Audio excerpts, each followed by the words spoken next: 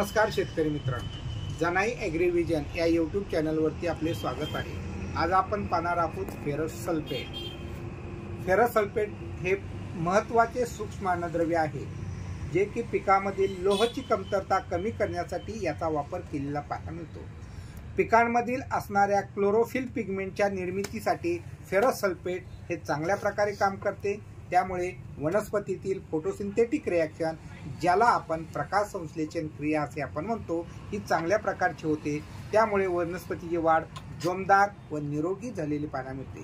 त्याचबरोबर चुनखडी युक्त शेतामध्ये फेरस सल्फेट, ज्याला आपण लोह जे की वनस्पती घेऊ शकत नाही, अशा ठिकाणी आपण फेरस सल्फेटचा वापर करू शकतो आणि वनस्पतीची लोहाची कमतरता कमी करू शकतो। त्याचबरोबर मित्रांनो, आपण फेरस सल्फेट जे की वनस्पतीमध्ये आपणास वनस्पतीच्या पानांच्या शिरा पिवळ्या पडलेल्या पाहायला मिळतात, ज्याला आपण क्लोरोसिस नावाचा आजार आपण म्हणतो, तो कमी करण्यासाठी आपण फेरस सल्फेटचा वापर करू शकतो। हे आपण फेरस सल्फेट पाहत आहे ते दयालचे हरियाली या नावाने ओळखले जाते, ज्याचा वापर एकरी आपण 10 किलो ते 30 किलो पर्यंत आपण करू शकतो। त्याचबरोबर फेरस सल्फेट स्प्रेच्या माध्यमातूनही आपण पिकांना देऊ शकतो।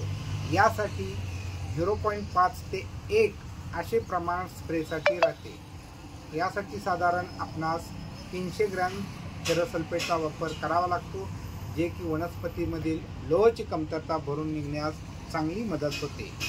अधिक माहितीसाठी जनाई ॲग्रीव्हिजन या यूट्यूब चॅनलला लाईक आणि सबस्क्राईब करा आणि जनाई कृषी केंद्र येथे भेट देऊन अधिक माहिती जाणून घ्या। धन्यवाद।